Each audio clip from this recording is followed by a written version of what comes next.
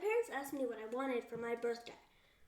A book, an art kit, maybe some new microscope specimens? That's more like it. I said tardigrades. Skeptically, my parents bought me little creatures inside a container of spring water, delivered by mail. Well, frankly, I did want tardigrades, and I got them to look under with my microscope. If you're not a biology nerd, a tardigrade is a tough microscopic creature, also known as a water bear or moss piglet. When I finally got my water bears, I found them intriguing and could spend forever just looking at them slowly crawling around and eating algae. They fascinated me, and still do, but they are often interpreted as simple, chubby animals without much of a purpose, or as a common cartoon. They are cute, but they have so many incredible understudied abilities that protect them from major diseases and able to protect us from them too. In fact, according to the U.S. National Science Foundation, NSF, tardigrades can survive being dried out, the vacuum of outer space, extreme cold and heat radiation levels far greater than the human fatal level, and really the list never ends. During the famous ton stage, known scientifically as cryptobiosis, they use a sugar called trehalose, which for us can be useful during organ transplantation. Their proteins can even be useful for preventing cancer and side effects of chemotherapy and radiation cancer treatment. Not that much of a slow little bear now, are they? Understanding tardigrades better could benefit our lives by reducing cancer and improving organ transplant safety. In 2022, about 20 million cancer cases were diagnosed, causing 9.7 million fatalities. Each year, about 28,000 donated organs go to waste due to flaws in the system. Tardigrades could help these large numbers turn small and increase safety in both of these topics. First, we'll start by looking at tardigrades' background, then how we study and understand tardigrades today, and finally, how we can use these cute little white bears to save lives. Historically, they have been saving their lives for more than 600 million years, about 400 million more than the dinosaurs. And also, unlike the dinosaurs, they survived all 5 mass extinctions, which is why we see them here today. And they are likely far longer than humans. They were first described in 1773 by the German naturalist Johann August Ephraim Goethe when he found them in a specimen of dirty water. He called them little water bears because of the way they moved around.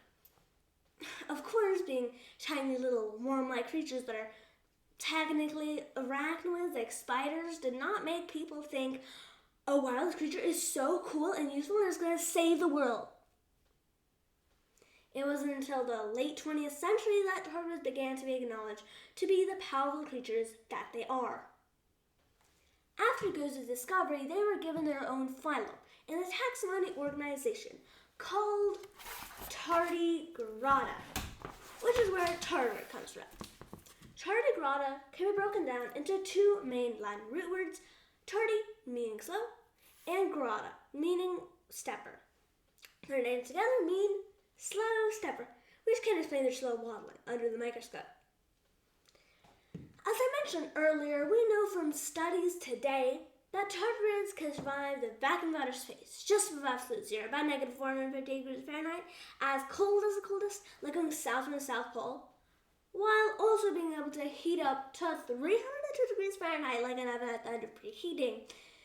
Surviving radiation levels far greater than the human fatal level. This is all because they can go into the ton stage.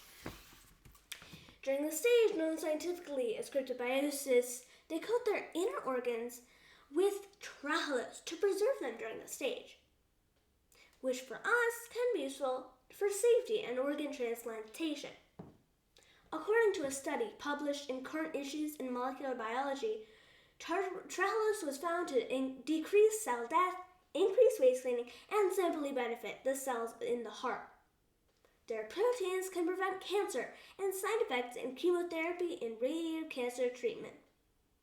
Their D-sub proteins and trehalose protect them from a type of stress, with too many types of one molecule but too few of another type, which can also lead to cancer.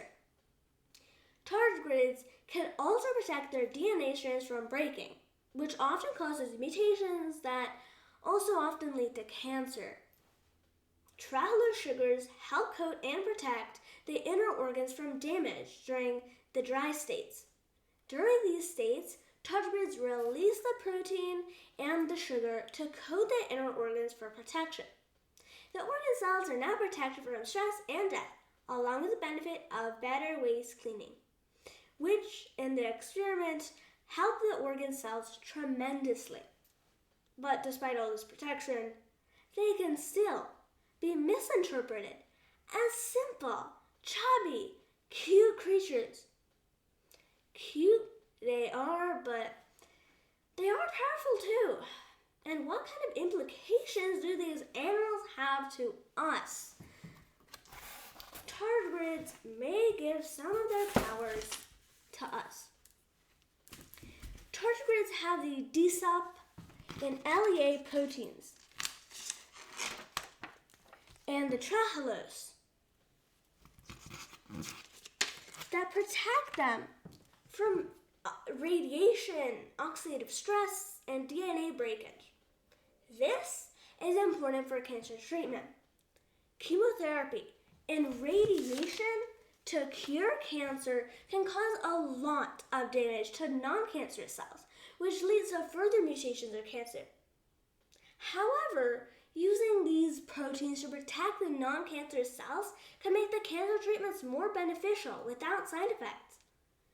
D-sub and LEA have already been used in human cells and show that high amounts of radiation can be taken in with its protection. Aside from chemotherapy and radiative cancer treatment, their proteins could help people with high radiative or chemical-based jobs, or simply in general, all kinds of things that need protecting. Tardigrades may also benefit us when it comes to organ transplantation. Many of the donated organs each year go to waste because of flaws in the system, but using trehalose and other protective proteins could help these organs be preserved better. Currently, donated organs are trying to be transported with safer methods of transportation and a quicker and more prioritized process, but using trehalose could help fewer organs go to waste and protect the cells against stress and death too. Using these safer, more efficient, and better protected methods can create a new medical achievement.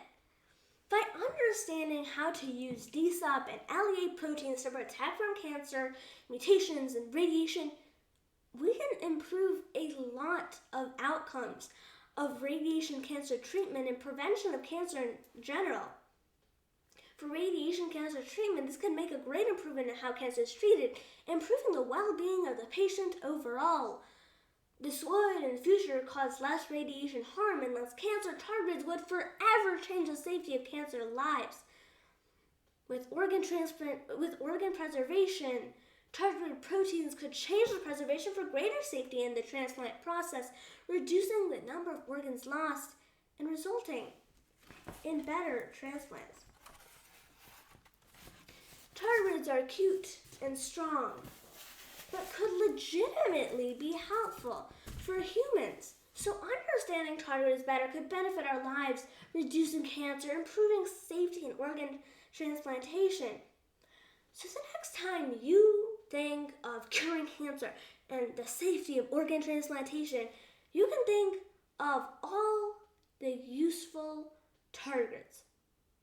And after all this, maybe even you want your own little pet tardigrade.